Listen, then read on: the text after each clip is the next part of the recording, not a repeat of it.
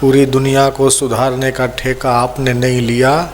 जो खोटा काम करेगा उसको डंडा मारने वाला जमदूत बैठा है। नरक की व्यवस्था भगवान ने पहले से ही की है, किसी को सुधारने का अपना ठेका नहीं है।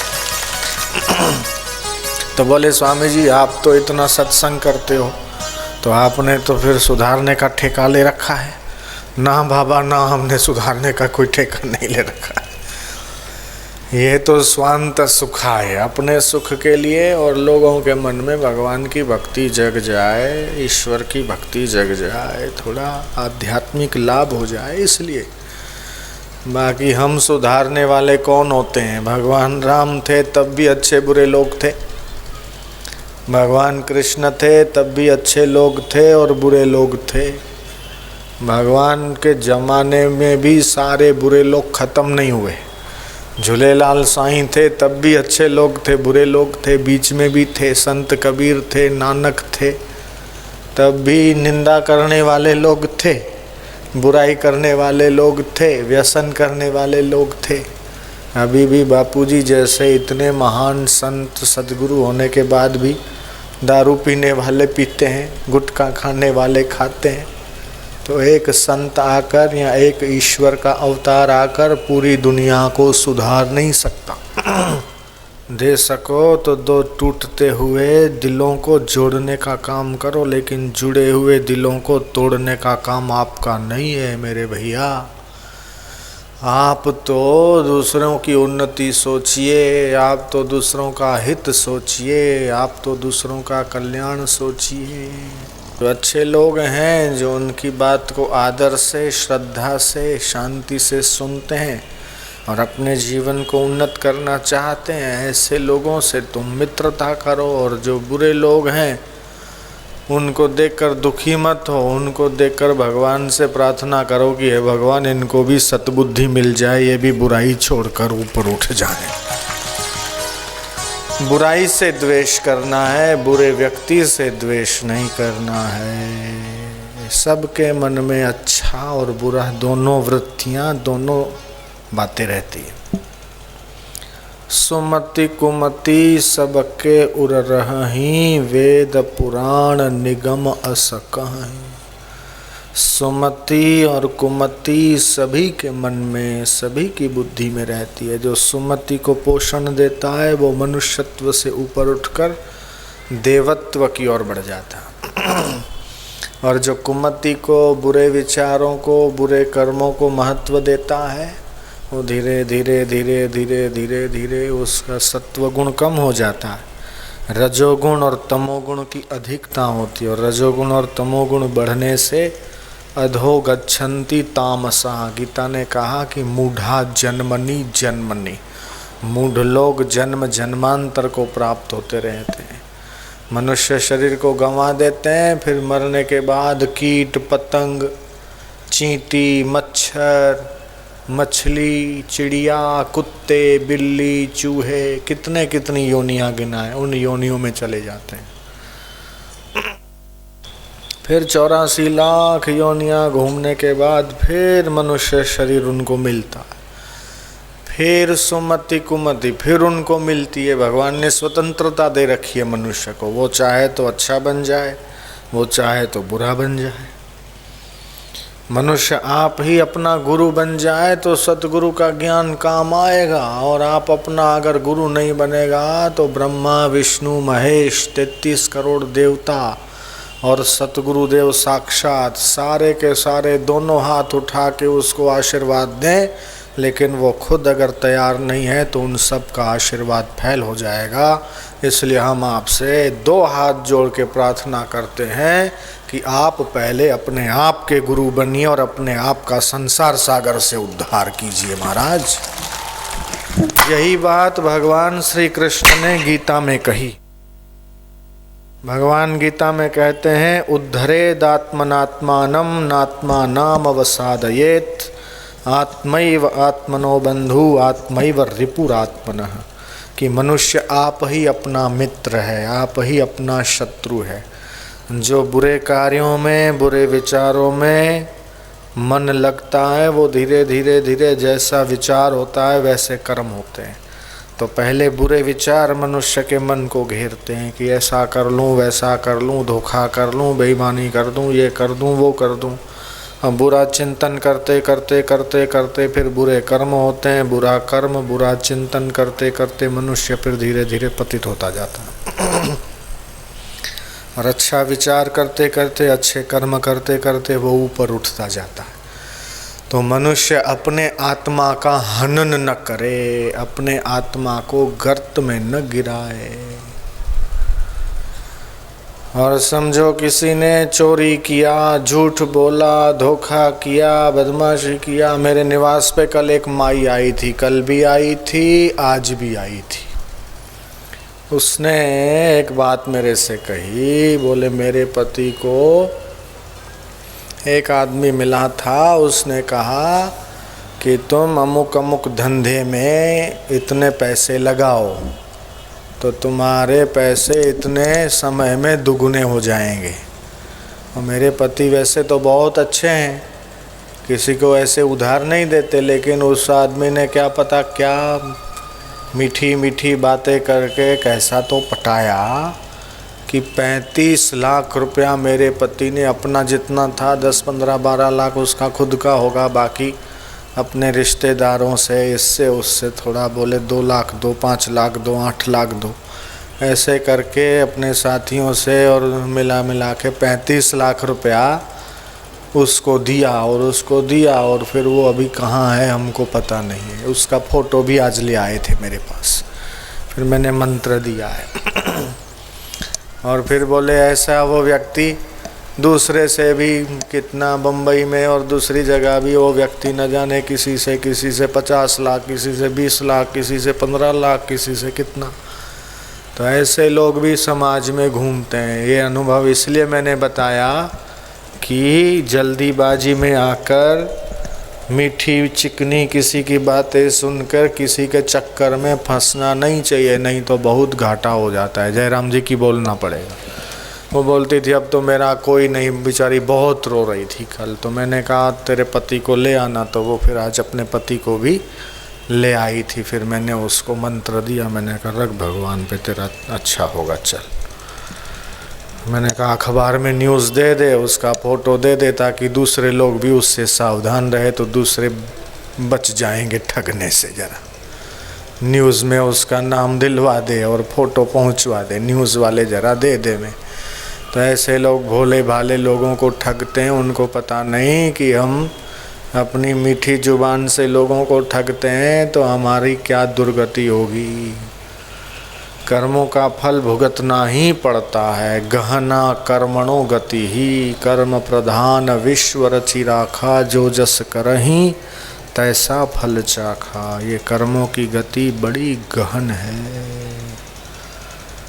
हो सके तो किसी भी प्राणी को सताए नहीं। चोरी, ठगी, धोखा, बेईमानी, कूड़, कपट, इन दोषों से, विकारों से अपने आप को बचाए। मनुष्य शरीर मिलना बहुत दुर्लभ है। इस पेट के लिए तुम कितने पेट को जूता मार रहे हो, कितने पेटों को पैर मार रहे हो, कितनों का पसीना, कितनों की मेहनत उस धन में लगी है, और किसी का धन हड़प कर लेते हो। ये कितनी खतरनाक बात है। तो इस प्रकार हो सके तो अपने बलबूते पे करे, लेकिन ऐसे दोषों को, दुर्गुणों को अपने जीवन में स्थान न दे। ये मन है बहुत बड़ा बदमाश है। ये मन चाहे तो जीव को संसार सागर से तार दे। परम मित्र, परम बंधु, परम हितकारी है तो अपना मन है। कल्प वृक्ष है तो अपना मन है। और महा बदमाश, महा हरामी अगर कोई है तो ये अपना मन है। ये मन अगर बढ़िया हो गया तो जीव को संसार सागर से तार देता है, जन्म मरण के चक्कर से मुक्त कर देता है। ये मन में ही तो विचार आता है कि सत्संग में चलें, चलो संत दर्शन करें, और मन में ही विचार आता है कि इसका ये कर दें, उसका वो कर दें। तो मन में दोनों तरीके के विचार चलते रहते हैं। संत कैसे हो जाते हैं, महान व्यक्ति महान कैसे हो जाते हैं कि वो मन में चलने वाले अच्छे विचारों की तरफ वो ध्यान देते हैं। अच्छे कर्मों की ओर ध्यान देते हैं, अच्छे विचार और अच्छे कर्म करते करते वो महान बन जाते हैं। और बदमाश कैसे बन जाता है कि वो बदमाशी के विचारों को महत्व देता है, फिर वैसे ही कर्म करता है तो वो पतित हो जाता। मेरी दादी ने एक कथा सुनाई थी मुझे कि एक लड़का था, स्कूल में जाता था, स्कूल में से आता था तो उसकी मम्मी उसको बोलती थी कि थोड़ा किसी का कुछ उठा लिया कर, पेंसिल छूट गई तो दूसरी की पेंसिल ले लिया कर, पेन ख़त्म हो गई तो दूसरी का ले लिया कर। तो वो स्कूल में जाता, किसी का रबड़ चुरा रहता, किसी की पेंसिल चुरा लेता, फिर मम्मी को आके बताता कि देखो आज मैं तो ये ले आया। और उसकी माँ उसको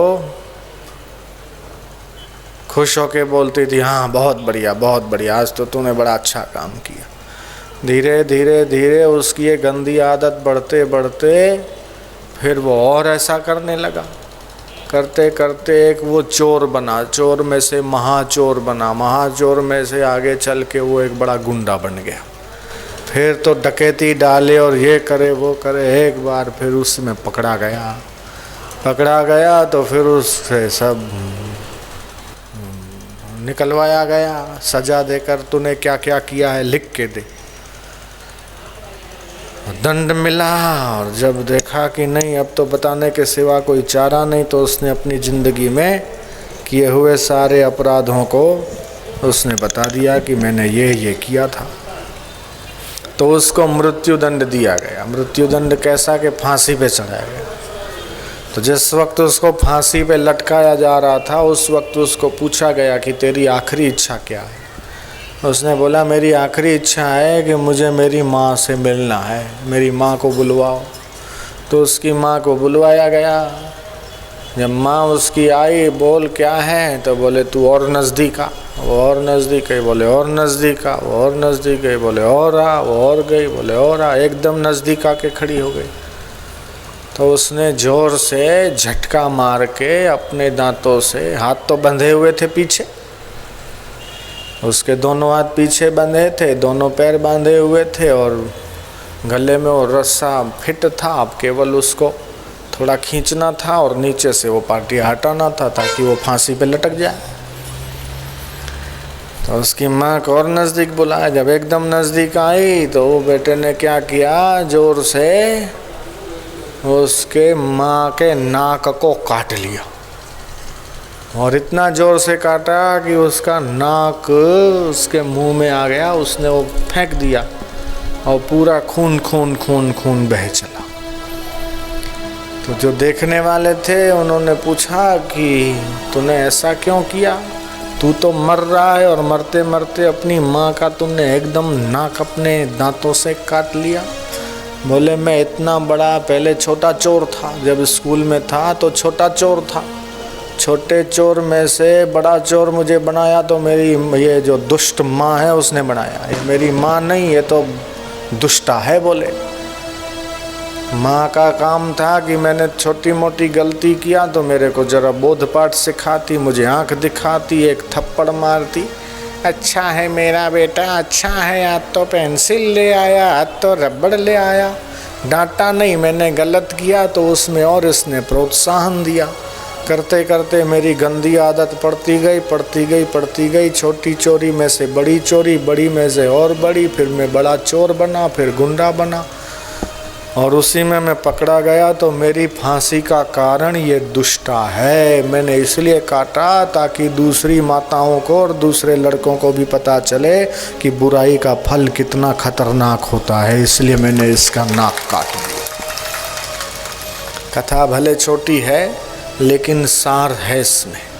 तो हमारे बच्चे या हमारी बच्ची या हमारा कोई भी कुछ ऐसा वैसा करता है तो बोलना ये हमारा काम है, सुधारना ये। बड़े व्यक्ति चुप रहते हैं, बोलते नहीं मेरी अच्छी बेटी है, मेरे अच्छा बेटा है, और उसकी गलती है तो गलती घर करती जाती। और फिर बड़ा ज्यों दिन बीतते हैं, महीने बीतते हैं, फिर वो धीरे धीरे हावी हो जाते। फिर आते गुरु जी के पास लेके, हमारा बेटा नहीं सुधरता, हमारी बेटी नहीं सुधरती, हमारा ये नहीं वो नहीं। तो छोटी सी गलती, छोटी सी भूल के तरफ अगर थोड़ा सा ध्यान दो तो जल्दी निकल जाती। गाड़ी थोड़ी बहुत खराब हुई और ठीक करवाया तो जल्दी ठीक हो जाएगी। रोग और खराबी को जल्दी ही ठीक कर देना चाहिए, उसमें देरी नहीं करना चाहिए। तो हमारा मन भी ऐसा है। अर्जुन बोलते हैं कि मन चंचलम ही मनः कृष्ण प्रमाथि बलवद्दृढ़म्। मेरा मन बड़ा चंचल है, बड़ा प्रमथन स्वभाव वाला है, हे केशव इसका क्या उपाय है? तो भगवान बोलते हैं कि वायुरेवसु दुष्कृतम शनै शनै रूपन में तत्आत्मन्येव वशम नये। धीरे धीरे धीरे इस मन को वश में करो।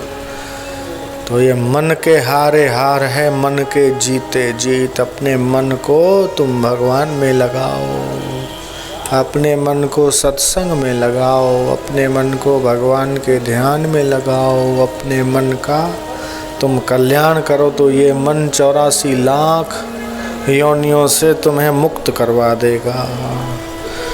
धर्मो विश्वस्य जगतः प्रतिष्ठा। ये धर्म इस जगत में प्रतिष्ठित है। लोको धर्मिष्ठम प्रजा उपसर्पन्ति धर्मेण पापम अपनुदति धर्मे सर्वे प्रतिष्ठितम तस्मात् धर्मम परमम वदन्ति। शरीर अनित्य है, अनित्यानि शरीराणि वैभवो नैव शाश्वत। मुसोलिन के पास कितना ऐश्वर्य था, कहाँ चला गया? सिकंदर के पास, हिटलर के पास कितना कितना था, लेकिन वो कहाँ चला गया? तो ये धन भी सदा नहीं रहता, शरीर भी सदा नहीं रहता, मन भी एक जैसा नहीं रहता, बुद्धि भी एक जैसी नहीं रहती, लेकिन वो परमात्मा सदा एक जैसा है। उस परमात्मा का ध्यान और उस परमात्मा का नाम पापी को पवित्र बना देता है, नास्तिक को आस्तिक बना देता है। इसमें ऐसी शक्ति है। क्षिप्रम भवति धर्मात्मा शाश्वत शांतिम निगच्छति कौन्तेय प्रति जाने ही नमे भक्त प्रणिष्यति। कि वो जल्दी धर्मात्मा हो जाता है और शाश्वत शांति को प्राप्त करता है। हे अर्जुन, तो ये ठीक से समझ ले कि मेरे भक्त का कभी पतन नहीं होता, कभी नाश नहीं होता। तो आइए हम थोड़ी देर भगवान का ध्यान करते हैं और अपने मन को उस ईश्वर में लगाते हैं। प्रविष्टम कर्णरंध्रेण स्वानम भाव सरोरुहम धुनोति शमलम कृष्ण सलिलस्य यथा शरत। तो जो बार बार दर्शन करते हैं, सत्संग सुनते हैं, तो बार बार उसी चिंतन में उनका मन, उनका प्राण, उनका जीवन ऊपर उठ जाता। तो बार बार प्रयत्न पूर्वक योग वशिष्ठ महारामायण में वशिष्ठ जी रामचंद्र जी से कहते हैं,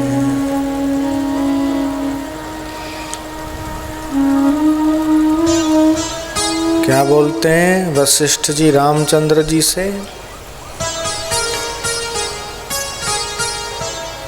हे राम जी, 24 घंटे में एक टाइम चांडाल के घर की भिक्षा, वो भी एक टाइम। चांडाल किसको बोलते हैं? कि जो शमशान में रहता है और मुर्दों को जलाता है, उसको चांडाल बोलते हैं। उसके घर की भिक्षा। और ठीकरे में, ठीकरा किसको बोलते हो? मिट्टी का होता है। वो मिट्टी के ठीकरे में चांडाल के घर की भिक्षा 24 घंटे में एक बार मिले और खा के रहना पड़े तो रह लेना।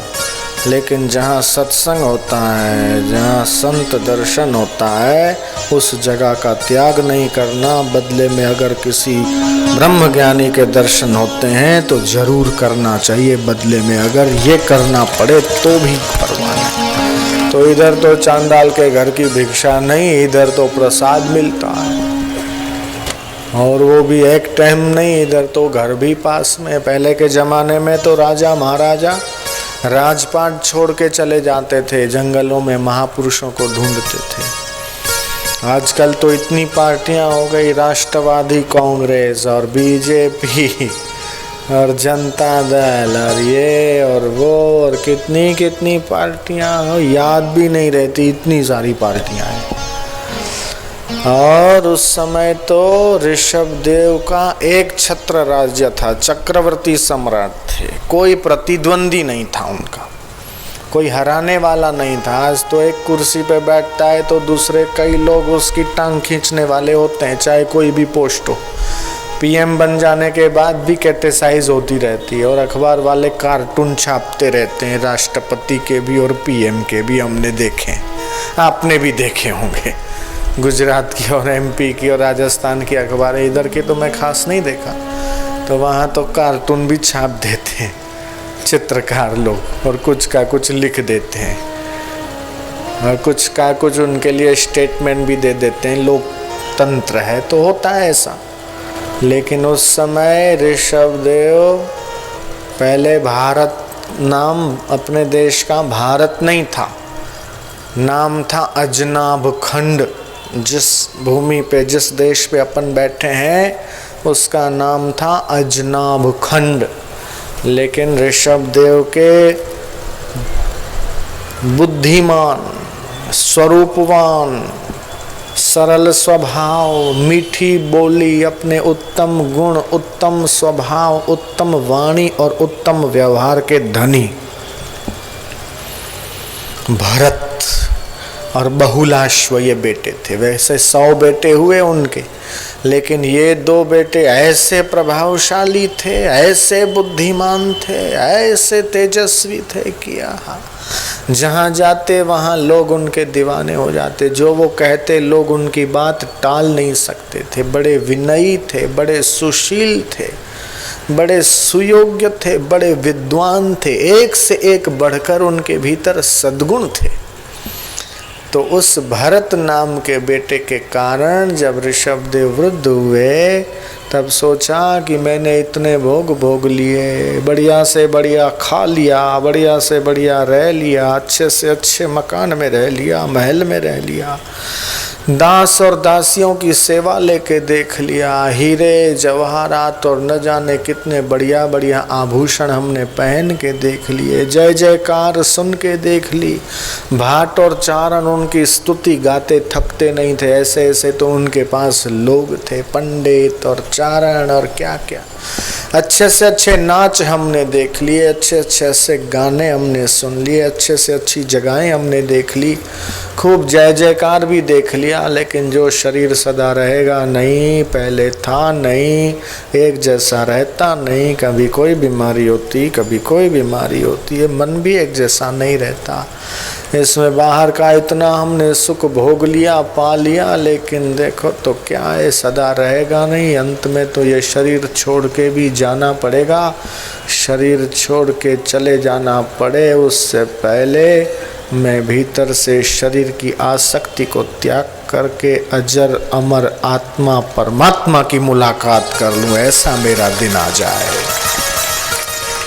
वैराग्य राग रसिको भव भक्ति निष्ठा। मैंने राग करके तो देख लिया, पत्नी मेरी है, पुत्र मेरे हैं, गहने मेरे हैं, धन मेरा है, लेकिन रात को सो जाते हैं तो क्या रहता है मेरा?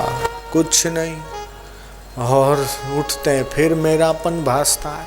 और मृत्यु एक दिन आके झटका मारती है, प्राण शरीर में से निकल जाता है, फिर आंख होते हुए नहीं देख सकते। ये मृत्यु कितना बड़ा इंसल्ट करता है।